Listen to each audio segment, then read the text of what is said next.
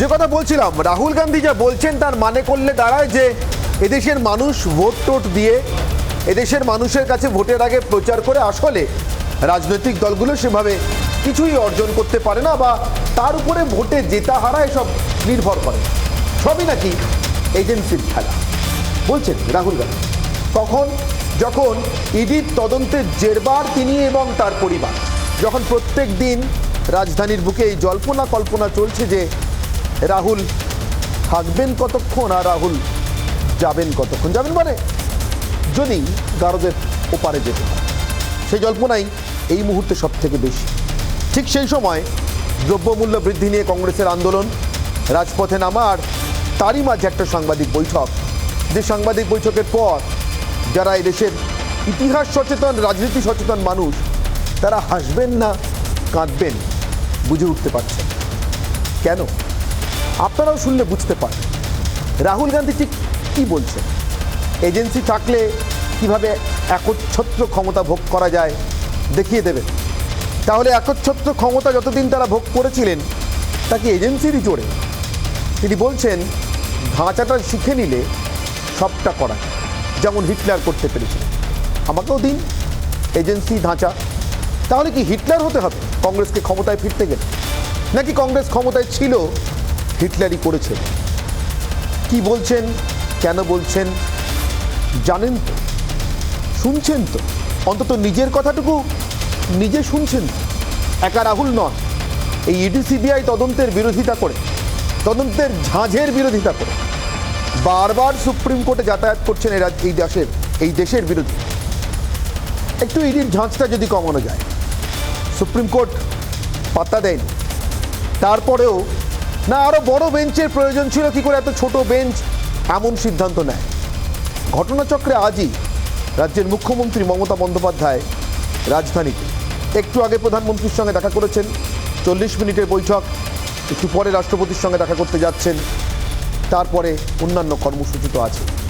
ঠিক যখন এ রাজ্যে ইডির তৎপরতা তুঙ্গে উঠেছে, আজই ইডি হেফাজত থেকে জেল হেফাজতে গেলেন, মাফ করবেন বিচার বিভাগীয় হেফাজতে গেলেন পার্থ এবং অর্পিতা। বিরোধীরাও বিভিন্ন রাজ্যে জেরবার, কিন্তু তারা এখনো পর্যন্ত ভোট দেওয়া মানুষ তাদের সবাইকে এভাবে উড়িয়ে দেননি। নাকি তারাও চলবেন এরপর একই পথে? আসবো বিতর্কে, তার আগে চোখ রাখবো আজকের বিতর্ক। हाँ, हिटलर भी चुनाव जीत के आया था। हाँ, हिटलर भी चुनाव जीत जाता था। हिटलर चुनाव कैसे जीतता था? हिटलर चुनाव ऐसे जीतता था कि जर्मनी के पूरे इंस्टीट्यूशंस उसके हाथ में थे। उसके पास एसए थी, पैरामिलिट्री फोर्स थी, उसके पास पूरा का पूरा ढांचा था। मुझे पूरा का पूरा ढांचा दे दो, फिर मैं दिखाऊंगा आपको कैसे इलेक्शन जीता जाता है। কি বললেন রাহুল? তিনি নিজে শুনলেন কি? আজও যে কোনো অত্যাচারের উদাহরণ দিতে হলে যে হিটলারের সঙ্গে তুলনা করা হয়, সেই হিটলারের মতো ক্ষমতা চাইলেন। প্রত্যেক ভোটে রোদে জলে দেশের 100 কোটিরও বেশি মানুষ যে ভোটাধিকার প্রয়োগ করেন, গণতান্ত্রিক সেই অধিকারকেই অস্বীকার করলেন। রাহুল বলছেন ভোট কিভাবে করতে হয় দেখিয়ে দেব। মানুষের ওপর আস্থা নেই, ভোট করিয়ে নিতে চাইছেন। उनके साथ जो बैठे हुए थे माननीय मुख्यमंत्री जी, वो हिटलर को कोट कर रहे थे। हिटलर को कितना पढ़ा है याद करिए। अगर तानाशाही इस देश ने देखी है तो कांग्रेस के राज में देखी है। इमरजेंसी के समय जब जजेस सुपरसीड हुए, जब नेताओं को मीसा में बंद किया गया, जब लोकनायक जयप्रकाश जैसे महान नेता किडनी खराब थी उनको भी जेल में बंद किया गया, संपादक गिरफ्तार हुए। রাহুলের আরো অভিযোগ দেশের সব প্রতিষ্ঠানই পক্ষপাত দুষ্ট। हिंदुस्तान का हर इंस्टीट्यूशन आज आरएसएस के कंट्रोल में है। आरएसएस का एक व्यक्ति हर इंस्टीट्यूशन में बैठा है। अगर कोई दूसरी पॉलिटिकल पार्टी को सपोर्ट करना चाहे, उस पर ईडी लगा दी जाती है, सीबीआई लगा दी जाती है, धमकाया जाता है, डराया जाता है। ন্যাশনাল হেরাল্ড দুর্নীতির অভিযোগে ইডির কড়া নজরে পড়তেই আক্রমণাত্মক রাহুল। দেশ জুড়ে কংগ্রেস বিক্ষোভ করছে। বিজেপির প্রশ্ন, পরিস্থিতি মোকাবিলা করতে না পেরেই কি দিশেহারা রাহুল হিটলারি শাসন চাইছেন? যে গণতন্ত্রে আস্থা নেই, ভোটারের ওপর, জনমতের ওপর ভরসা নেই বলেই কি গায়ের জোরে ক্ষমতা দখলের কথা ভাবছেন? তাহলে এ রাজ্যে মমতা বন্দ্যোপাধ্যায় নিরঙ্কুশ জয় কোন পথে? মমতার হাতে তো কোনো এজেন্সি নেই। তাহলে ভোটে জিতলেন কিভাবে? একচেটিয়া আর টানা ক্ষমতায় থাকার মতোই ক্ষমতা থেকে দূরে থাকা কি নেতাদের বুদ্ধিভ্রষ্ট করে? শুক্রবারে রাহুল গান্ধী কি তারই উদাহরণ হয়ে রইলেন? রিপাবলিক বাংলা।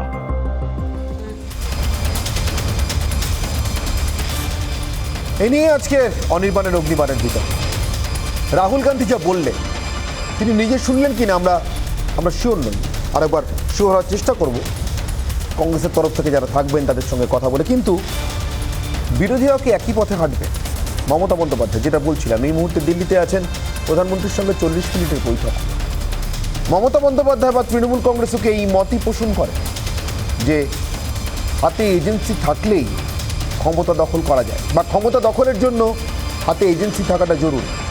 ইডি, সিবিআই কোনটা নিয়ে, কোন এজেন্সির সঙ্গে নিয়ে 2011, 2016, 2021 এত রকমের তদন্তের মুখোমুখি হয়ে মমতা বন্দ্যোপাধ্যায় জিতে এলেন? এমকে স্ট্যালিন কোন এজেন্সি হাতে? এই প্রশ্নগুলো তুলব এবং তার আগে বিতর্কের মূল প্রশ্নগুলোর দিকে নজর রাখি। আমার আজকের অগ্নিবাণে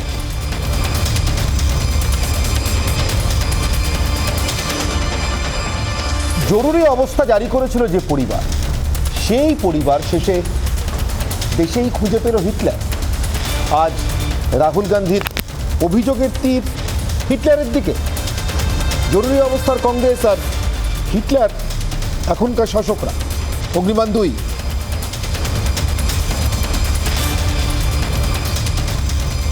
হারের হতাশায় জনতার অপমান। এজেন্সি থাকলে ভোটে যেতে যায়, সত্যিই যায়, আর যাদের হাতে নেই তারা জিতছেন না। অগ্নিবাণ 3। রাহুল গান্ধী কথা প্রসঙ্গে বললেন আজ সাংবাদিক বৈঠকে, ধাঁচা, পুরো ধাঁচাটাই নাকি দখল করে নিয়েছে আরএসএস, বিজেপি, সব জায়গায় সংঘ পরিবারের লোক। আমায় এমন একটা ধাঁচা দিয়ে দিন, দেখুন আমিও কীভাবে ক্ষমতা নিতে পারি। তাহলে স্বাধীনতার 75 কংগ্রেসের আদর্শ, কংগ্রেসের আরাধ্য হিটলার। আমার সঙ্গে উপস্থিত অতিথিদের সঙ্গে আপনাদের পরিচয় করে দিই। বিজেপি মুখপাত্র শঙ্কুদেব পান্ডা রয়েছেন, তৃণমূল কংগ্রেস মুখপাত্র কোহিনুর মজুমদার রয়েছেন, এবং রয়েছেন বর্ষিয়ান রাজনীতিবিদ, প্রাক্তন সাংসদ কংগ্রেসের সর্দার আমজাদ আলী। আমি প্রত্যেকের কাছে আসবো, কিন্তু একেবারে শুরুতে সর্দার আমজাদ আলী, আমি আপনার কাছে আসবো। আমার মূল দুটো প্রশ্ন নিয়ে।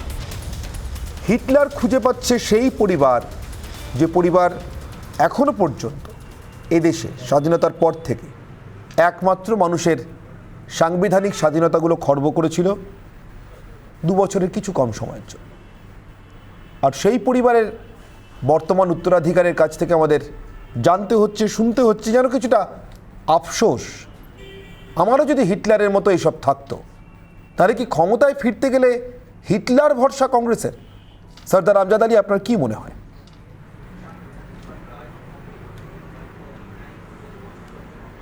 অনির্বাণ উপস্থাপনায় একটু প্রাথমিক ভুল হয়ে গেছে। একটা পরিবার দেশে জরুরি অবস্থা জারি করেনি, একজন প্রধানমন্ত্রী দেশে জরুরি অবস্থা জারি করেছিলেন তার মন্ত্রিসভার সম্মতি নিয়ে। সুতরাং এই যে প্রাথমিকতা, এই প্রাথমিকতাটায় বোধহয় একটু ভুল থেকে গেছে। দ্বিতীয় কথা হচ্ছে, জরুরি অবস্থা জারি করা হয়েছিল সাংবিধানিক সম্মতি নিয়ে, এবং সেই সাংবিধানিক সম্মতি অনুসারে এই দেশে সর্বোচ্চ আদালত থেকে শুরু করে সব জায়গায় তার প্রমাণ হয়ে গিয়েছিল যে জরুরি অবস্থা জারি করা সেই সময়কার সমকালীন অবস্থার মধ্যে সেটা কোনো ক্রমেই সংবিধান বিরোধী ছিল না। এই কথাটাকে আমি পরিষ্কার করে প্রথম বলতে চাই। তাহলে কি জরুরি অবস্থা জারি করাটাই হচ্ছে সবথেকে বড় অকৃতকার্যতা একটা সরকারের? আমার মনে হয় তা না। হিটলার কারো আরাধ্য হতে পারে না, বিশেষ করে যদি কোনো দেশে সাংবিধানিক গণতন্ত্র থাকে, মানুষের অধিকার সেটা লিপিবদ্ধ করে থাকে, এবং গণতন্ত্র যা মানুষের রুচি, যা মানুষের নীতি নির্ভরশীলতা এবং যা মানুষের নিজস্ব শক্তিকে প্রয়োগ করার দ্বারায় দেশে সরকারের স্থাপনা করার মূল কথা, এই বিশ্বাসে যারা বিশ্বাসী, হিটলার তাদের আরাধ্য হতে পারে না। সেটা রাহুল গান্ধীও হতে পারেন বা সেটা নরেন্দ্র মোদীও হতে পারেন। হিটলার কারো আরাধ্য হতে পারে না সেই দেশে যে দেশে মানুষের অধিকার সাংবিধানিকভাবে লিপিবদ্ধ করা আছে। বেশ। প্রথম কথা বলা যেতে পারে একটা, যে হিটলার সম্পর্কে বলতে গেলে হিটলারের যে পরিবেশটা ছিল, অর্থাৎ হিটলার যে সুযোগটাকে গ্রহণ করতে পেরেছিলেন, সেই সুযোগটা এই দেশে আছে কি নেই, এই কথাটাকে একটুখানি বোধহয় তাৎপর্যপূর্ণভাবে বিশ্লেষণ করার দরকার আছে। বেশ, আমি আসবো, আমি আবারও আপনার কাছে আসবো, আমি বাকি অতিথিদের কাছে যাই, দেখি তাদের কি মতামত। আমি কোহিনুর মজুমদার আপনার কাছে আসবো। হিটলার প্রসঙ্গে কথা হচ্ছে, সর্দার আমজাদ আলী বলছেন, ঠিকই বলছেন, কোনো ভুল তো নেই এর মধ্যে। বর্ষিয়ান আইনজীবী, রাষ্ট্রপুঞ্জে দেশকে, রাষ্ট্রসংঘে দেশকে রিপ্রেজেন্ট করেছেন সর্দার আমজাদ আলী। আইনে আমি নিতান্তই তার কাছে বালক, কোনো সন্দেহ নেই যে আইনি সংস্থান দেখে, সংবিধান দেখেই তো জরুরি অবস্থা জারি হয়েছিল। সংবিধান দেখেই জারি করা জরুরি অবস্থা যদি সেই কারণেই সাংবিধানিক হয় এবং সাংবিধানিক বলেই ন্যায্য হয়, তাহলে জরুরি অবস্থা জারি না করে সংবিধান মেনে দেশ চালানো একটা সরকার, তারা হিটলারের সঙ্গে তুলনীয় হয় কিভাবে? কোহিনুর, আপনি কি এই মন্তব্যকে সমর্থন করছেন? হিটলার এবং হিটলার মানে হিটলারই বাধা আর হিটলারই পথ। আমি এটা আমার দায় নেই, তাও আমি একটু ছোট্ট করে রেকটিফাই করে দিই। এমার্জেন্সির জন্য সম্ভবত বোধহয় ভারতের জাতীয় কংগ্রেস ক্ষমা চেয়েছে, তারাই স্বীকার করেছে এটা ঠিক হয়নি। তারপর আজকে রাহুল অফিশিয়ালি কোথাও ক্ষমা চায়নি কোনো প্রস্তাব। আমি তাদের প্রেস কনফারেন্সে দেখেছি, তাদের টুইটও দেখেছি, আমি এটা দেখলে এক্ষুনি বল করে দেবো, বহুবার বলেছে ক্ষমা চেয়েছে। দেখুন, একটা জিনিস তো পরিষ্কার যে হিটলার বা একনায়কতন্ত্র, অটোক্রেসি, ডিকটেটরশিপ যেই বলেন, ভারতের বর্তমান প্রধানমন্ত্রী এবং কেন্দ্রের শাসক দল এটা মোটামুটি তাদের সবকটা যে প্যারামিটারে সে মিট করে ফেলেছে। অন্য রাজনৈতিক দলকে থাকতে দেবো না, অন্য রাজনৈতিক দলের সরকার ভেঙে দেবো, এবং একের পর এক একদম নগ্ন চিত্র। প্রথম দিকে হয়তো এতটা ছিল না, এখন একের পর এক নগ্নতা নেমে আসছে। আমি একটা করে বলি এই প্যারামিটারগুলো হিটলারের। আমার মেজর প্যারামিটারগুলো যেগুলো মনে পড়ছে, মাইনরগুলো যদি কিছু থাকে আপনারা আমাকে নিশ্চিতভাবে ধরিয়ে দেবেন।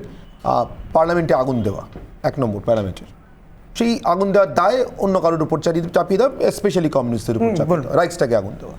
না, আমি 2 নম্বর প্যারামিটার বলি, বাকি সমস্ত রাজনৈতিক দলের অ্যাক্টিভিটি দেশে নিষিদ্ধ করা, যেহেতু তারা দেশদ্রোহী, মানে হিটলারের ভাষা অনুযায়ী। 3 নম্বর প্যারামিটার, দেশের সমস্ত শিল্প সংস্থাকে রাষ্ট্রায়ত্তকরণ করা। 4 নম্বর প্যারামিটার হিটলারের, ইহুদিদের জন্য আলাদা কনসেন্ট্রেশন ক্যাম্প তৈরি করা। এখানে ইহুদি বা অন্য কোনো জাতি হতে পারে, অন্য কোনো জাতি বা সম্প্রদায়ের জন্য। মেজরলি 4টে প্যারামিটার মনে পড়লো। প্রথম বিশ্বযুদ্ধ এখনো যায়নি। ধরুন, পার্লামেন্টে আগুন দেওয়া নয়, তবে পার্লামেন্টটাকে চালাতে না দেওয়া, একের পর এক বিরোধী পক্ষের যে প্রস্তাব সেগুলোকে খারিজ করা এবং আইন ডিভিশন না দিয়ে ধনী ভোটে পাশ করিয়ে দেওয়া। 1।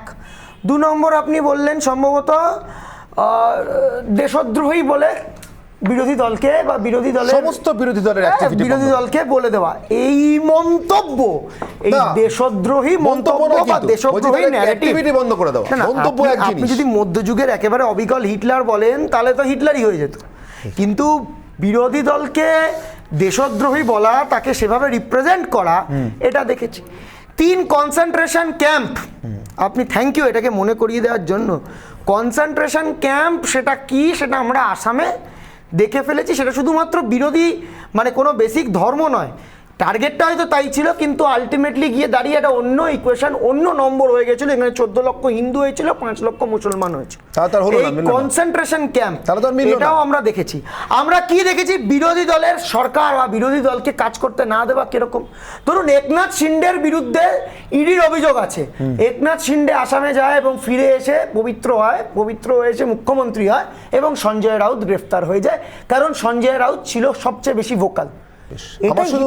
আপাতত আপনার কাছে শুধু আমার একটাই প্রশ্ন, 2021-এ মানে এই যে এজেন্সিগুলোর কথা রাহুল গান্ধী বলছেন, বিশেষ করে ইডি, যেটা দ্বারা তারা এই মুহূর্তে খুব তাড়িত, এ রাজ্যেও পার্থ চট্টোপাধ্যায় ইত্যাদি, আজকে জুডিশিয়াল কাস্টাডিতে গেলেন, কিন্তু আপনারা তারপরেও আমি দেখেছি 2021-এর বিধানসভা নির্বাচনে জেতার জন্য এজেন্সি থাকা বা না থাকাটাকে খুব একটা গুরুত্ব দেননি। জেতার 1 মাসের মধ্যে আপনাদের নেতারাও তো যেতে হয়েছিল, আজকেও যেতে হচ্ছে, কিন্তু আপনারা কি বলবেন না কিভাবে রাহুল গান্ধীর কথা এজেন্সি হাতে না পেলে ক্ষমতা পাবো না? না আমার দেখুন রাহুল গান্ধী লাগেই এজেন্সি, তাছাড়া জেতা যায় না দেশে কোনো নির্বাচন। এটা এই জন্যই তো মমতা বন্দ্যোপাধ্যায়, আরো উদাহরণ আছে জন্যই তো কিন্তু। মমতা বন্দ্যোপাধ্যায়, আরো উদাহরণ আছে শুধুমাত্র কিন্তু। মমতা বন্দ্যোপাধ্যায় কেন, এমকে স্ট্যালিন, না একদম এমকে স্টালিন, নবীন পটনায়ক, নবীন পটনায়ক, এবং নট অল টুগেদার, ইভেন যদি আমি বলতে পিনারাই বিজয়ন, সেখানে অবশ্য বিজেপির এফেক্ট খুব নেই, সেখানে বিজেপি কংগ্রেস একসাথে লড়ে। কিন্তু আমাদের দুর্ভাগ্য এখানে অত্যন্ত আনফরচুনেট যে সিপিএম কেরালায় বিজেপির বিরুদ্ধে খড়গহস্ত, তারা সেখানে বাংলায় এসে বিজেপি সুবিধা করে দেওয়ার চেষ্টা করে। কিন্তু এজেন্সি থাকাতে নির্বাচনের লড়াইতে আমরা তো দেখেছিলাম এজেন্সি দিয়ে কি করা হয়েছিল, একের পর এক দল ভাঙানো হয়েছিল, ইত্যাদি ইত্যাদি ইত্যাদি।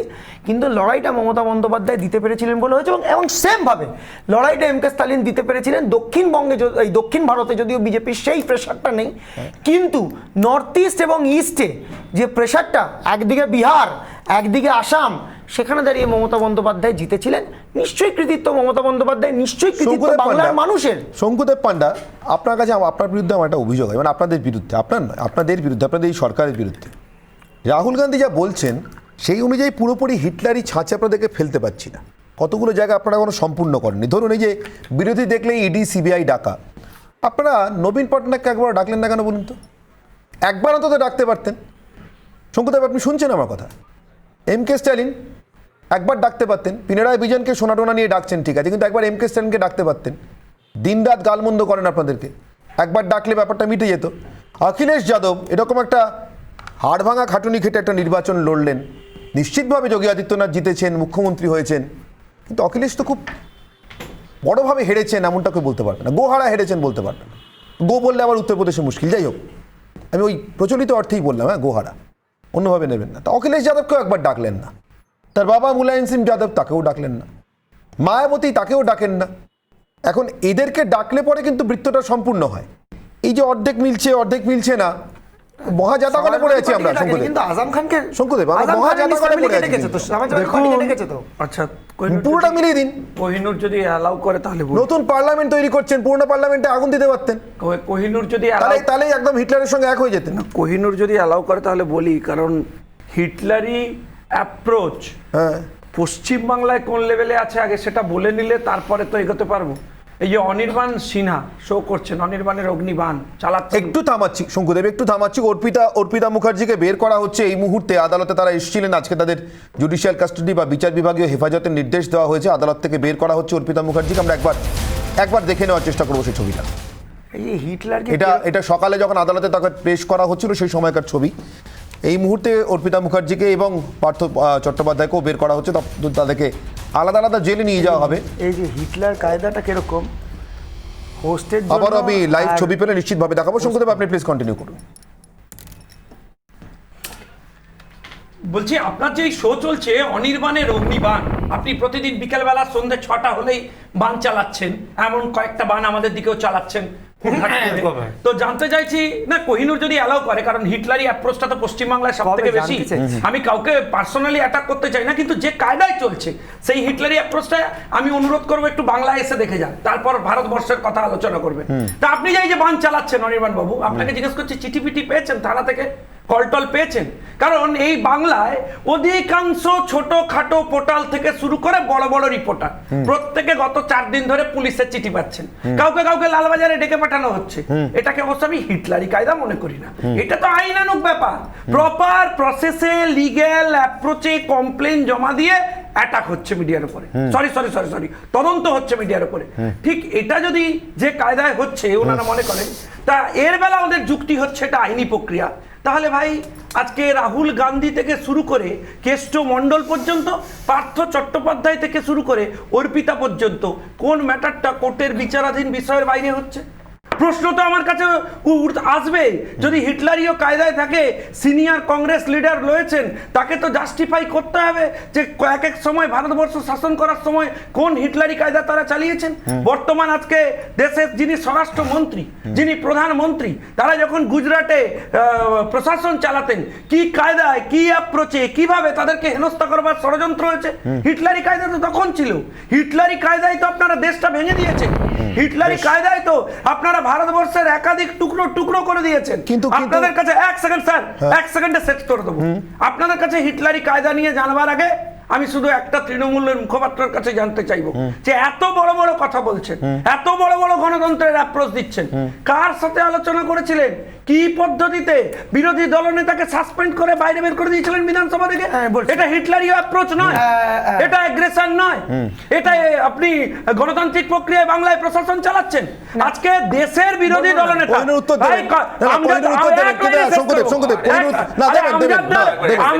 দেশের বিরোধী দলনেতা বলেছেন, এক সেকেন্ড, আজকে অধীর বাবু তো সরাসরি অভিযোগ করেছেন যে আজকে আপনি বহরমপুর মুর্শিদাবাদ ভেঙে দিচ্ছেন, তার সাথে আলোচনা করেছেন।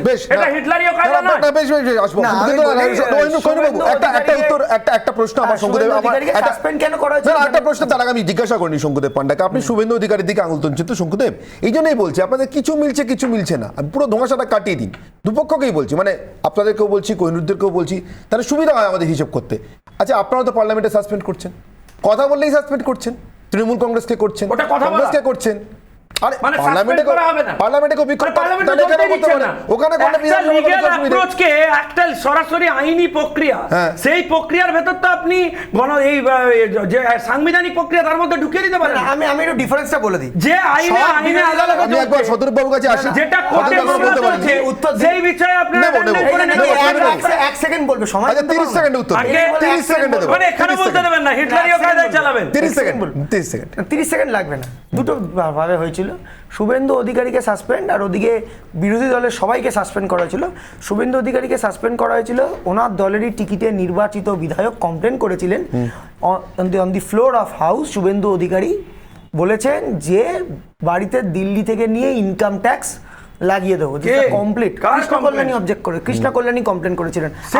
আপনাদের প্রতীকে আপনার প্রতীকে যেটা আপনি বলবেন, কি বলছেন আপনি? দলটা উঠে গেছে, আপনারাই জানেন না কোন দল কোন দল করে। মুকুল রায় বলছেন আপনার দল বিশ্বজিৎ দাকে তো প্রেসিডেন্টই করে দিয়েছে, আপনার দলে নির্বাচিত বিশ্বজিৎ দা এখন কোন দলে? আচ্ছা বেশ, আপনার দলে নির্বাচিত আপনি বলুন, কি অদ্ভুত কায়দা চালাচ্ছে এটা, হিটলারীয় কায়দা। দল বদলাবদলি পড়ে, ওইদিকে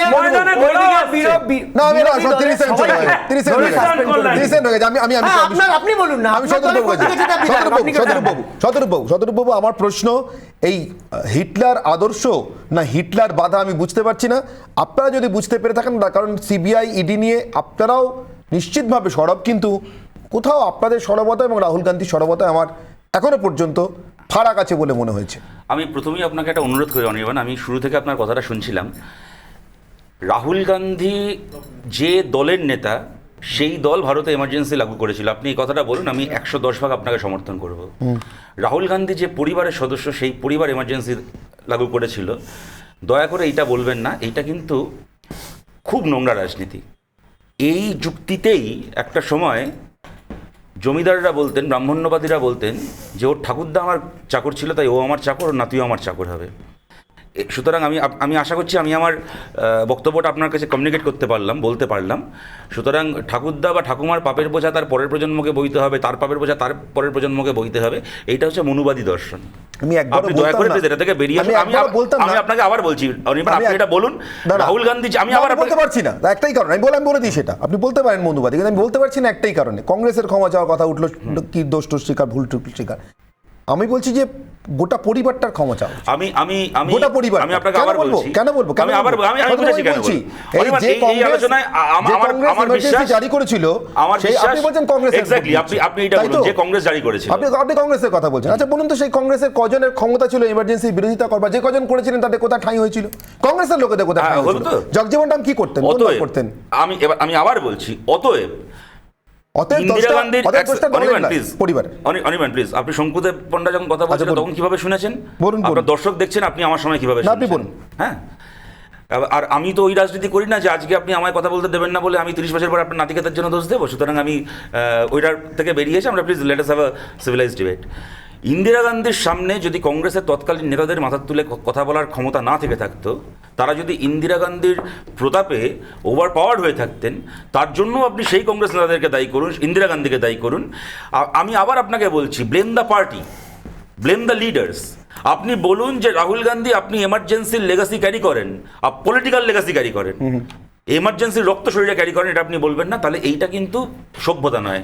এই আমি বলছি এইটা যদি যুক্তি দেন, সেক্ষেত্রে এই যুক্তি দিয়ে একটা সময় গোলামীর রক্ত এবং পুজো করার অধিকারের রক্ত ক্যারি করতে মানুষ বলে একটা সময় আমাদের সমাজে যুক্তি ছিল। আমি এটা থেকে বেরিয়ে আসি। দ্বিতীয় কথা এবার আপনি আসি যে আপনি হিটলারের সাথে মিল টিলের কথা আপনি বলছিলেন। হ্যাঁ ঠিকই, আমি আপনাকে দু একটা কথা খালি বলছি আপনাকে। হিটলার একটা বিশেষ ধর্মের মানুষকে, হিটলার এবং হিটলারের দল একটা বিশেষ ধর্মের মানুষকে জার্মানির শত্রু মনে করত। হিটলারের সময় স্টেট স্পন্সার্ড মিডিয়া বা স্টেট ব্যাকড মিডিয়া উঠতে বসতে হিটলারের গুণকীর্তন করতো, এবং সকালবেলা হিটলার যেটা বলতো, সন্ধ্যাবেলা মিডিয়াও হিটলারের সুরে সুর মিলিয়ে হিটলারের রাজনৈতিক শত্রুদেরকে দেশের শত্রু বলতো। 3 নম্বর, হিটলারের বিরোধী যারা ছিল তাদেরকে জার্মানির বিরোধী, জার্মান ঐতিহ্যের বিরোধী বলতেন হিটলারের দল। রাজনৈতিক বিরোধীকে দেশের বিরোধী, রাজনৈতিক দ্রোহীকে দেশদ্রোহী বলতেন হিটলার। হিটলার ক্ষমতায় আসার আগে হিটলারেরও ইলেকট্রাল প্রমিস ছিল, কেন হিটলারও তো ভোটে জিতেই ক্ষমতায় এসেছিলেন, যেরকমভাবে মোদী এসেছিলেন এবং যেভাবে ইন্দিরা গান্ধীও এসেছিলেন। তারপর আর ভোট করেননি কিন্তু। হ্যাঁ, তারপর আর করেননি। শুনুন না, ভোটে জেতার আসার আগে ওনার যে স্লোগানটা বা প্রমিসটা ছিল যে যা সমস্যা আছে আমি এসে তুলি মেরে সব সমস্যা উড়িয়ে দেবো, এবং সেখানে হিটলারের যে স্লোগানটা ছিল, ইংলিশে তার মানে দাঁড়ায়, জার্মানি তো আপনি জানেন না আমি জানি না, তাই ইংলিশটা বলছি, ইংলিশে তার মানে দাঁড়ায় good days are here to come. Hindi করলে মোটামুটি কাছাকাছি একটা হিন্দি হচ্ছে अच्छे दिन आने वाला है। এর আর একটা বলছি, হিটলার ক্ষমতায় এসে ট্রেড ইউনিয়নকে, যাবতীয় রকমের ট্রেড ইউনিয়ন অ্যাক্টিভিটির উপর নিষেধাজ্ঞা জারি করেছিলেন। এই যেরকম অনেকে বলে নাকি আমাদের যে নতুন শ্রমকোটটা এসে তাদের নাকি সব ট্রেড ইউনিয়ন বারণ করে, অনেকে বলে। এর বাইরে দু একটা ফালতু বিষয় আছে, যেমন হিটলার যেদিন প্রথম পার্লামেন্টে ঢুকেছিলেন সিঁড়িতে খুব কেঁদেছিলেন। হিটলার বিয়ে করেছিলেন কিন্তু বউকে স্বীকার করেননি, সংসার করেননি। আমি এই বিষয়গুলো ছেড়েই দিলাম, ওগুলো খুব একটা গুরুত্বপূর্ণ নয়। তাই আমি আপনাকে একটা কথা আজকে বলছি এখানে অনির্বাণ, এমার্জেন্সি কিন্তু আমাদেরকে শিখিয়েছে, আপনি হিটলার ছেড়ে দিন, এমার্জেন্সি আমাদেরকে শিখিয়েছে যে স্বৈরতন্ত্র সবসময় যে মিলিটারি পাওয়ারে আসে তা নয়, স্বৈরতন্ত্র অনেক সময় ভোটে জিতেও আসে। এবার এমার্জেন্সি আমাদেরকে মনে রাখতে হবে, এমার্জেন্সির কালো দিন আমাদেরকে মনে রাখতে হবে। প্রশ্নটা হচ্ছে আমরা কীভাবে এটাকে মনে রাখবো। আমরা শপথ নেব যে সেই জিনিসগুলো আর আমাদের দেশের গণতন্ত্রে রিপিটেড হবে না, এইভাবে আমরা এমার্জেন্সিকে মনে রাখবো, নাকি আজকে আমি সেই একই কাজকে পরিচালিতভাবে করব এবং করে এমার্জেন্সির উদাহরণকে আমার আজকের কাছে জাস্টিফিকেশন হিসেবে ব্যবহার করব। আটকাচ্ছি না, এই যে ছবিটা, এই যে প্রিয়াঙ্কা বদ্রার যে ব্যারিকেড টপকানোর ছবিটা, হিটলারের জার্মানিতে হিটলার ক্ষমতায় আসার পর এটা কারো করার ক্ষমতা ছিল না? না, প্রথম দিনই ছিল না, ক্রমশ ছিল, মানে প্রথম দিনই ছিল, ক্রমশ ছিল না। কত দিনে পরে ছিল না? আমার ঠিক 2 বছর, রাইসট্যাগ পড়াতে 2 বছর লেগেছিল। হ্যাঁ, 2 বছর লেগেছিল। আচ্ছা, মানে নরেন্দ্র মোদী ক্ষমতায় আছেন 8 বছর, আমার মনে হয় এখন 100 বছর, মানে 100 বছরের সভ্যতার ইতিহাস, 100 বছরের সভ্যতার অগ্রগামিতা নরেন্দ্র মোদীকে কয়েক বছর বাড়তি সময় দিয়েছে। আপনি এটাই বলতে চাইছেন? আমি আপনার সাথে একমত। না, আমি তা বলতে চাইছি না, আমার শুধু প্রশ্ন কত বছর হলে হিটলার বা হিটলার নয় প্রমাণ। আমি আপনাকে একটা কথা অনির্বাণ, এটা কিন্তু তাহলে খুব সুন্দর একটা ডিবেট হতে পারে এই সন্ধ্যায়, আমরা তো সেই ডিবেটে আগ্রহী। ধরুন হিটলারের জিজ্ঞাসা করছি, হিটলারের গুরুকে ছিল কিভাবে হিটলার? আমি তো জানি হিটলারের গুরু ছিল। আচ্ছা, এটা নিশ্চয়ই আসবো। এমার্জেন্সি আধা ফ্যাসিস্ট মানে অর্ধেক মুসলিনি, নরেন্দ্র মোদী হিটলার মানে পুরো হিটলার, কিভাবে জানতে হবে। ছোট্ট বিরতি পর ফিরে আসছি, সঙ্গে তখন রিপাবলিক বাংলায়।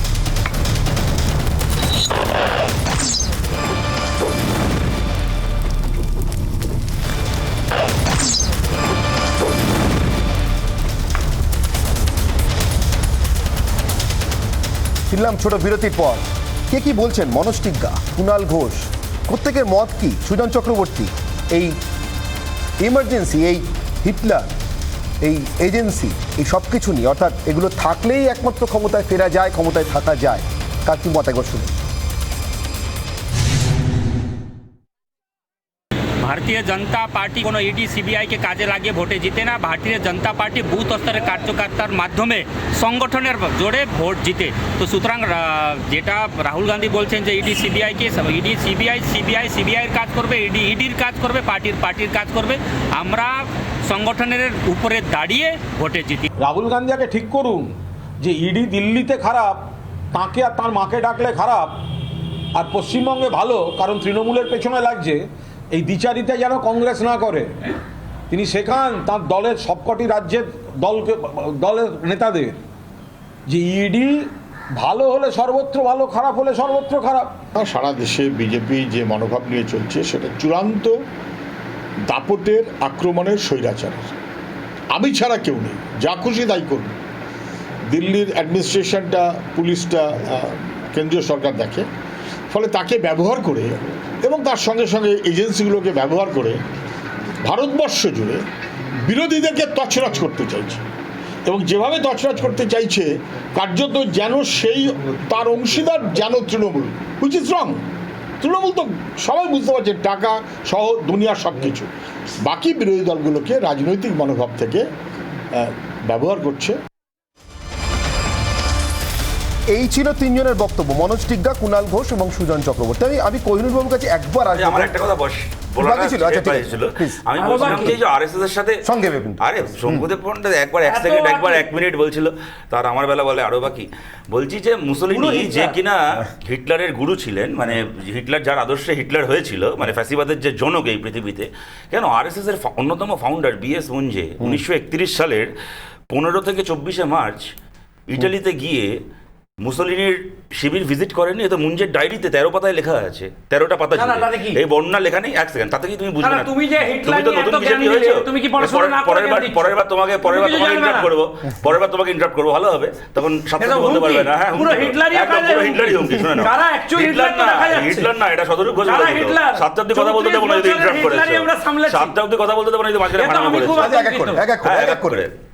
এবার সেটা হচ্ছে যে বিএস মুঞ্জে ওখানে নাৎসি বাহিনীর ক্যাম্প ঘুরে এসে আরএসএস এর এখানকার ডকুমেন্ট তৈরি করেননি। এই যে আরএসএস এর ক্যাম্পে এখনো পর্যন্ত এই যে ওই শঙ্কুদেব পন্ডিত তৃণমূল থেকে তুমি একটা কাজ করো, তুমি আরএসএস এ, আমি আবার বলেছি যে তুমি আমার কথার মাঝখানে 1 মিনিট ভাড়ামো করবে, আমি তোমার 7 অব্দি বলতে দেবো না।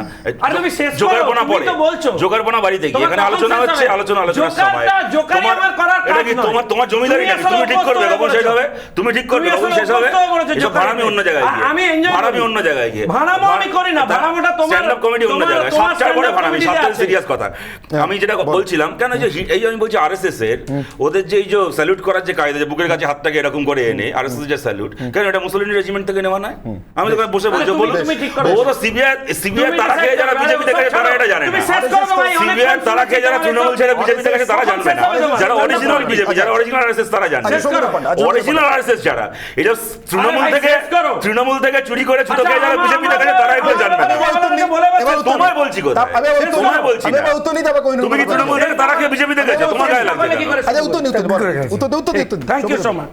দেখুন, গণতন্ত্রের পাঠ আর হিটলারের পাঠ শতরূপরা শেখাচ্ছে। শতরূপরা যে যে দেশে ক্ষমতায় এসেছে বা তাদের কমিউনিজমের অ্যাপ্রোচ নিয়ে এসেছে, ভাই বলতে দেবে না, বলতে দেবে না, তাহলে তো চুপ করে বসে রাখতে হয়। ভাই তুমি হিটলার, আচ্ছা এবার বলি না, অনেকবার আমি একটা কথা বলছি যে হিটলারের সঙ্গে আমার বেলা বলেছিলে শেষ করতে, হিটলারের সাথে শঙ্কুদেব পন্ডার একটা ব্যাপারে তফাৎ আছে। একটা কারণে শঙ্কুদেব পন্ডাকে হিটলারের দলে বলা যাবে না, কারণ হিটলার আর যাই হোক পার্টি চেঞ্জ করেনি, হিটলারের পেছনে সিবিআই লাগেনি, হিটলার চিটফান্ডে টাকা দেয়নি, হিটলার সুদীপ পেছনের কর্মচারী ছিল না, এইসব এগুলো কতগুলো ব্যাপার রয়েছে। দেখো, শতরূপেরা যে যে দেশে গিয়ে ক্ষমতা অর্জন করেছে বা ক্ষমতা এসেছে, সেখানে তারা একটাই হিটলারীয় কায়দা ইমপ্লিমেন্ট করেছে। তারা বলেছে আমি বামপন্থা কম বুঝি। অনির্বাণ বাবু, আপনিও এক সময় করেছেন কিনা জানি না, আপনি একটুখানি আমাকে বুঝিয়ে দেবেন। দেখুন, আপনি কিন্তু আমায় বলতে দিচ্ছেন না সত্যিটা, আমাকে বুঝতে যাচ্ছে আপনার এই সুচতুর চাতুরতা এখন জিনিসটা ঢেকে যাচ্ছে। আমি একটা লাইনে শুধু বলতে চাই, শতরূপ যদি আমাকে 1 মিনিট বলেছিলাম তো, একটা লাইন আমার বেলা বললে পরে 5টা লাইন বলতে শেষ করলে আবার বলেছিলাম তো। শতরূপ চুপ না করলে বলতে পারছি। হ্যাঁ, থ্যাংক ইউ। শতরূপরা যেখানে যেখানে ক্ষমতা এসছে বামপন্থী অ্যাপ্রোচে, এরা একটাই হিটলারীয় কায়দা ইমপ্লিমেন্ট করেছে।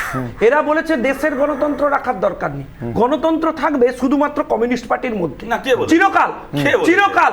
এবং এরা সেই কারণে মানুষের ভয়ে, মানুষের বক্তব্য, মানুষের কণ্ঠস্বর দেশের ক্ষেত্রে সব একই করেছে। চীনে কি করেছে এরা? চীনে কি করেছে? কি করছে? গণতন্ত্রটা হাতে তুলেছেন। কি বলেছে তোমাকে? আরএসএস এর গণতন্ত্র না বলে, আরএসএস তো সংগঠন। আরে চীনের প্রেসিডেন্টের সাথে দোলনায় দোলে, তার পেছনে পড়েছেন, তোমার সাথে মোদি দোলনায় চড়েছে, তার পেছনে পড়েছেন, তোমার সাথে কোনদিন নরেন্দ্র মোদি দোলনায় চড়েছে? দেখুন, চায়নার প্রেসিডেন্ট ভারতবর্ষের প্রধানমন্ত্রী সম্পর্কে দোলনায় চড়েছে, ভারতবর্ষের দোলনায় ভিডিও দেখবে, প্রধানমন্ত্রী সম্পর্কে ভিডিও দেখবে, যে ধরনের ভাষা প্রয়োগ করছেন সেটা হিটলারীয় আক্রমণ। ভাষা কি দোলনায় চড়েছে? দোলনায় চড়ছে না, আপত্তি প্রেসিডেন্টের সঙ্গে দোলনায়, তোমার সাথে দোলনায় চড়েছে? আপনারা বলছেন চীনের চেয়ারম্যান আমার চেয়ারম্যান। তোমার সাথে মোদি দোলনায় চড়েছে? তোমার কি ছিল তৃণমূলের মুকুল রায় আমার চেয়ারম্যান? সদরবাবু একটা কথা আপনাদের ক্ষেত্রে ভীষণ সত্য, মানে যতটা হিটলারের ক্ষেত্রে সত্য ততটা কমিউনিস্টদের ক্ষেত্রে সত্য। কমিউনিস্টরা ক্ষমতায় আসার সময় গণতন্ত্রের ব্যাপক গুণগান করেন। আমি এই দেশের কথা বলছি না, এই দেশে তো ক্ষমতায় আসেননি আপনারা, যাবেন কি যাবেন না ভাবছেন, যাবো কি যাবো না, কিন্তু যেতে যে দেশে কমিউনিস্টরা ক্ষমতায় এসছেন আসা পর্যন্ত গণতন্ত্র, আসার পরে আর নেই। মানে পৃথিবীর যে সদরবাবু একটা কথা বলুন আমাকে, পৃথিবীর যে কোনো পুঁজিবাদী দেশে একটা কমিউনিস্ট পার্টি খুঁজে পাওয়া যাবে, লেবার পার্টি, একটা কমিউনিস্ট পার্টি, একটা কমিউনিস্ট দেশ। আমি আপনাকে এখানে বসে বলতে পারি, এবার আপনি উত্তর দিন। শুনুন, আমি আপনাকে এখানে বসে বলতে পারি, চায়নায় কমিউনিস্ট পার্টি যে মডেল ফলো করে আমরা সেই মডেলের বিরোধী, আমরা ভারতে সেই মডেলকে ইমপ্লিমেন্ট করা বিশ্বাস করি না। আপনারা মুখোশ পরে বলেন চায়নার প্রেসিডেন্টের সঙ্গে পুরো চীনের চেয়ারম্যান আমার চেয়ারম্যান, পরের বার তুই বলতে পারেন আমরা কোনোদিন বলিনি, আপনি একদম আমরা কোনোদিন নকশালরা বলে, নকশালরা বলে যে নকশালদের সঙ্গে, যে নকশালদের সঙ্গে নন্দীগ্রামে অস্ত্রপ্লাই করতে ধরা বলে, যে নকশালদের সঙ্গে মানুষকে বুঝিয়ে ক্ষমতায় আসবার পর নকশালদের সঙ্গে সংকুদের নন্দীগ্রামে মানুষ খুন করেছে, এটা কোন হিটলারি কায়দা নয়, নকশালরা বলে। আমি ভাই বলছি কোন হিটলারি কায়দা, আরে এক করে বলে আমার বেলাও বললে সাতটার দিকে বলতে পারবে না, ওকে তুমি চুপ করতে না পারলে ও রিপাবলিক টিভি দেশে ভালো করে দিয়ে মহামারী দিয়েছে, বিজেপি নেতাদের এই সমস্যা, ওরা রিপাবলিক টিভি দেশে ভালো করে মহামারী বেড়াতে হবে না। আমার বেলা বলছে, আমার বেলা কোনো কথা সাতটার দিকে বলতে পারবে না, হয় চুপ করা, তো বলছি তো জোগাড় বানা প্লিজ এক এক করে জোগাড় বানা বাড়ি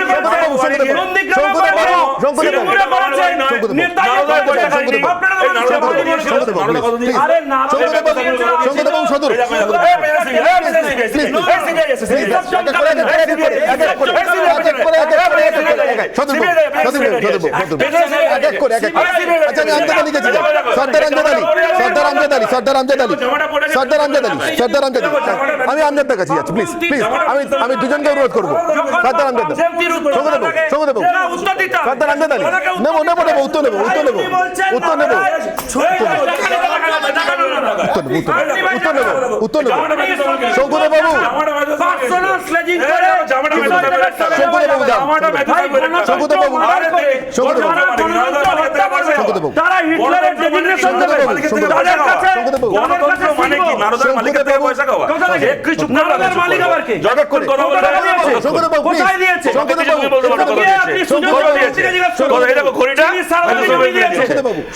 শঙ্করদেব বাবু, প্লিজ আমি সর্দার আমজাদ আলীর কাছে যাচ্ছি। সর্দার আমজাদ আলী দূরে রয়েছেন, এমনিতেই শুনতে অসুবিধা হবে, আসবো কোনি বাবু, আপনার কাছেও আসবো। সর্দার আমজাদ আলী, আমরা যে প্রসঙ্গে শুরু করেছিলাম আপনি বলেছিলেন এই পরিপ্রেক্ষিতে আরো কিছু বলবার আছে, শতরূপ অনেকটা ইলাবোরেট করেছেন। আমার ধারণা আপনি হয়তো শতরূপের সঙ্গে অনেকগুলো ক্ষেত্রেই একমত হবেন, কিন্তু আমার প্রশ্ন যেখান থেকে আমি শুরু করেছিলাম সেখানেই ফিরছি। যারা বলছেন গণতন্ত্র নেই, অর্থাৎ আমি এক্ষেত্রে কংগ্রেসের কথাই বলছি, রাহুল গান্ধীর কথাই বলছি, এবং সম্মিলিতভাবে একটু ব্রড স্পেকট্রামে বিরোধীদের কথা বলছি, কারণ তারাও মোরাললেস একই কথা বলছেন, শতরূপও বলছেন, কোহিনুরও বলছেন, আপনারা তো বলছেনই। যারা বলছেন গণতন্ত্র নেই, তারা কি নিজের সময়ে বা নিজের শাসিত রাজ্যগুলোতে সেই গণতন্ত্রের মডেল ফলো করেন যে গণতন্ত্রের মডেল ফলো করতে তারা দেখতে চান কেন্দ্রের সরকারকে? মানে আপনি আচরই না হলে পরকে শিখাবেন কি করে?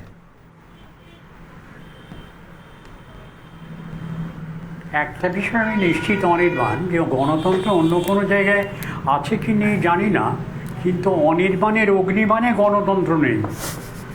তার কারণ এখানে সকলেই চিৎকার করে বেড়াচ্ছেন, সকলেই চেঁচাচ্ছেন, কে কী বলছেন কিছু বোঝা যাচ্ছে না।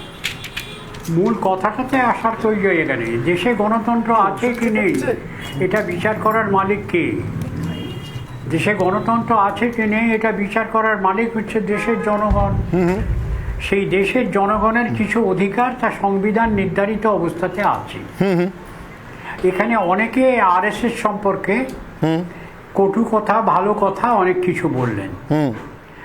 আমি আরএসএস এর একজন সমর্থক নই, আবার আরএসএস এর একজন বিটার ক্রিটিকও নই, কিন্তু আমি জিজ্ঞাসা করছি, ধরুন আরএসএস যেমন একটা রাজনৈতিক দলের একটা শাখা সংগঠন, আদর্শ ভিত্তিক একটা শাখা সংগঠন, আমি কিন্তু কংগ্রেসের পক্ষে বা কংগ্রেসের বিপক্ষে বলার জন্য তাদের প্রতিনিধি এখানে নয়। আমি কংগ্রেসের যারা সমর্থক এখানে আছে তাদের জিজ্ঞাসা করছি।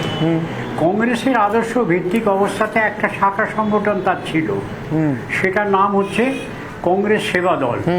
আমি জিজ্ঞাসা করছি কংগ্রেস সেবা দলের নতিজাটা আজকে কি জানিয়েছে? সেই সেবা দলের অস্তিত্ব খুঁজে পাওয়া যায়? কংগ্রেস করতে গেলে কিন্তু প্রথম সেবা দলের আদর্শ উদ্বুদ্ধ হতে হতো, অর্থাৎ সততা, ন্যায়, নির্ভীকতা এবং একেবারে নির্দেশ কতগুলো বলে ডিসিপ্লিন, অর্থাৎ নিয়মানুবর্তিতা। সেই নিয়মানুবর্তিতার বর্তির মধ্যে দিয়ে যেতে হতো। আমি জিজ্ঞাসা করছি ঠিক, অর্থাৎ মোকাবিলা করবার মতো নিজেদেরও আদর্শগত ক্ষেত্রটা প্রস্তুত কিনা, ভিতটা রাখতে রাজি কিনা। আমি কোহিনুরবাবুর কাছে যাবো বলেছিলাম, আমি কোহিনুরবাবুর কাছে যাচ্ছি এটা অন্য কারণে। আমি খুব পরিষ্কার করে বলতে চাইছি, হ্যাঁ আমি আসছি, আমি যেটা বলতে চাইছি পরিষ্কার করে, হ্যাঁ বলুন, যে এইরকম একটা সংগঠন, সেই সংগঠনটাকে তুলে তুলে শেষ করা হয়েছে। এর জন্য দায়ী কে? বিরোধী দল। এর জন্য দায়ী কে? আরএসএস। এর জন্য দায়ী কারা? বামপন্থীরা। ঠিক কথা, বিজেপি। অর্থাৎ লড়বার জন্য নিজের পায়ে নিজের কুড়ুলটা তো নিজেই কংগ্রেস মেরে রেখে দিয়েছে। লড়ার ভিত্তিভূমিটা কোথায়? কিন্তু আমি একটা অন্য প্রশ্ন নিয়ে আসবো। এই নিজের পায়ে নিজে কুড়ুল মারার একটা ছবি রাজ্য দেখতে পাই আমি সেখান থেকে প্রশ্নটা করছি। আমার দারুণ লাগছিল দেখতে, দর্শকরা দেখতে পারেন আসলে এই ছবিগুলো মিস হয়ে যায় ক্রিকেট মাঠে। আমি আসবো আমি একটু কোহিনুরবাবুর কাছে যাচ্ছি। ক্রিকেট মাঠে নর্মালি আমরা টেলিভিশনে যখন খেলা দেখি, যে কারণে অনেকে মাঠে গিয়ে খেলা দেখতে পছন্দ করেন, আপনাদের জন্য যদি খুলে দিতে পারতাম স্টুডিওর দরজাটা ভালো হতো। তার কারণ টেলিভিশন ক্যামেরা বলটা ফলো করে, বোলার অথবা ব্যাটসম্যানকে ফলো করে, তার বাইরে অফ দ্য ক্যামেরা ফিল্ডারদের মুভমেন্ট, দুই ব্যাটসম্যানের চোখাচোখি, বোলার ব্যাটসম্যানের স্লেজিং, আধুনিক টেকনোলজিতে কিছুটা চোখে পড়ে, সবটা নয়। শতরূপ যখন বলছিলেন মুগ্ধ দর্শকের মতো শুনছিলেন কোহিনুরবাবু, আমি দেখছিলাম, দারুণ লাগছিল। আদর্শ, এটাই তো হওয়ার কথা। কিন্তু আমি বলছি কোহিনুরবাবু, এই দৃশ্যটা 2016 সাল পর্যন্ত রাজ্যের বিধানসভায়, 2021 সাল পর্যন্ত রাজ্যের বিধানসভায় দেখতে পাওয়া গেছে। মানে তখনও পর্যন্ত একেবারে কেটে কুটে শূন্য করে দেননি আপনারা কংগ্রেস এবং বামেদের। কংগ্রেসের ইমার্জেন্সি, কংগ্রেসের হিটলারের তোপ ইত্যাদি কথা হচ্ছে। আমি বলছি যে ভালো হতো না, ধরুন আপনি এবং শতরূপ রাজ্যের বিধানসভায় বসে আছেন, আপনিও মুগ্ধ হয়ে শুনছেন শতরূপের কথা, তারপর উত্তর দিচ্ছেন, শতরূপও শুনছেন। এটা তো ছিল, কেটে কুটে শূন্য করে দিলেন বামেদেরকে, পিটিয়ে পার্টি অফিস ভাঙচুর, তুলে দেওয়া, দখল। এবারের বিধানসভা নির্বাচনের পরেও তো কয়েকটা হলো। এখন এগুলো করার পরে মুগ্ধ হয়ে এমার্জেন্সির বিরোধিতা, হিটলারের বিরোধিতায় স্টুডিওতে বসে শুনতে ভালো লাগবে, ঠিক কথাই। কিন্তু যদি সত্যি সত্যি অন্তর থেকে বিরোধিতা করতে চান কোহিনুর, কোনটা কাম্য ছিল? শতরূপদের বিধানসভায় আপনারা চাইলে রাখতে পারতেন না। এই জায়গাটা আমি আপনাকে আবার একটা আমার প্রতিবাদ রইল, আপনি বোধহয় বাংলার ভোটারদের ছোট করছেন। তৃণমূল কংগ্রেস সিপিএমকে শূন্য করেনি বা কংগ্রেসকে শূন্য করেনি। সিপিএম বা কংগ্রেসের তাদের নীতি, তাদের প্রোগ্রাম, তাদের পলিসি বাংলার মানুষ পছন্দ করেননি, তাই তারা বাংলার মানুষের কাছে ভোট পাননি। আপনি বলবেন, শুধু একটা ছোট্ট রিজয়েন্ডার দিচ্ছি, তাহলে ভারতের মানুষকে কি ছোট করা যায়? হিটলার বলে, হিটলারের কর্মসূচি বলে, হিটলারের ধাঁচা বলে তারাও তো ভোট দিয়েই নরেন্দ্র মোদী এবং তার দলকে জিতিয়ে এনেছে। রাইট, সেটা তো ঠিকই, মানে হিটলারও তো ভোটে জিতে এসেছিলেন। আমার কথা হচ্ছে সেখানটার এই যে আরও তার আচরণটা কী আছে সেটা দেখতে হবে। দেখুন, ভারতবর্ষে আজকের বিধানসভায়, ধরুন বিধানসভায় বিজেপি বলে, বিজেপি তাদের মতো ভোট দেয়, তাদের ভোটের ডিফারেন্স হয়। আপনার এখানে শো হয়েছিল যে ভোটের ডিফারেন্সে ভুল বেরিয়েছিল, তারপর ভোটের ডিফারেন্সটা ঠিক করে দিয়েছিল 2 ঘন্টার মধ্যে বিধানসভা স্পিকার, টেকনোলজিক্যাল মিস্টেকের জন্য, টেকনিক্যাল মিস্টেকের জন্য। কিন্তু আপনি বলুন তো, পার্লামেন্টে এই যে কৃষি বিল পাশ হয়ে গেল শুধুমাত্র ধনী ভোটের ভিত্তিতে, যেটা পরে থুতু ফেলে থুতু চাটতে হয়েছে, সেইখানে দাঁড়িয়ে হিটলার নয়। এই যে আপনি বলছেন একাধিক, আমি জানি না, পার্লামেন্ট পুড়িয়ে দেওয়া হিটলার, আর পার্লামেন্টে ক্ষমতার জেরে বিল পাস করিয়ে নেওয়ার পরেও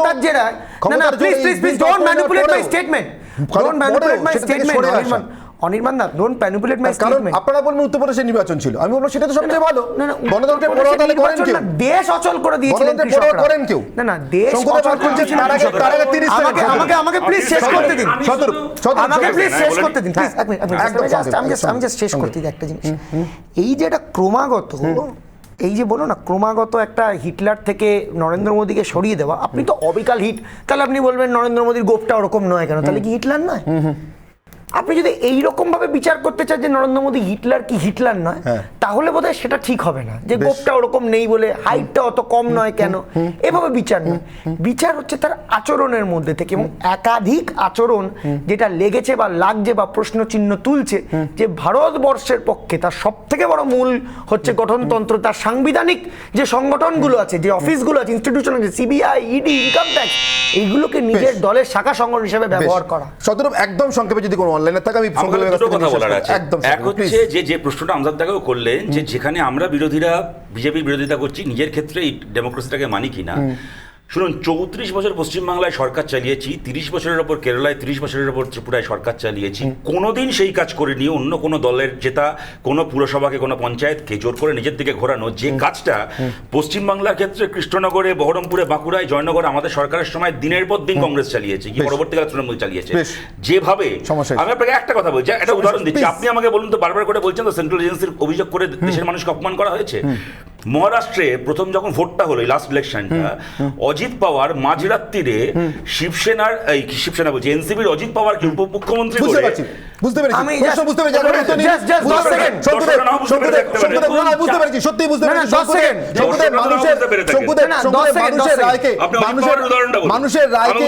মানুষের রায়কে এড়িয়ে যাওয়ার প্রবণতা কিন্তু আপনাদেরও আছে, নির্বাচনের মাধ্যমে না, নির্বাচনকে বাইপাস করে। দেখুন, যারা জমি আন্দোলন করে জমির কথা বলে ক্ষমতায় এসেছিলেন, তারা 34 বছর হিটলারি কায়দায় ছিলেন বলেই এই পশ্চিম বাংলায় টিকেছিলেন। তাদের হিটলারিও দম্ভে এসেছিল,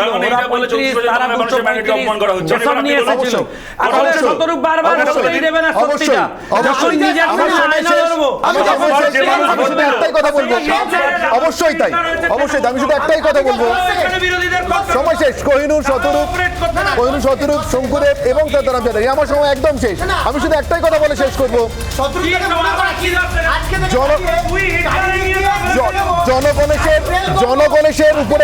জনগণের উপরে ভরসা রাখুন।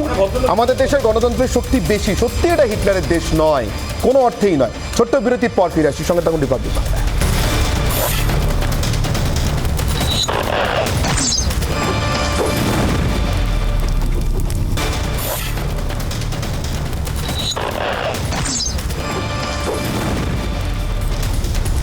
অনির্বাণের অভিমান এখানেই শেষ করছে।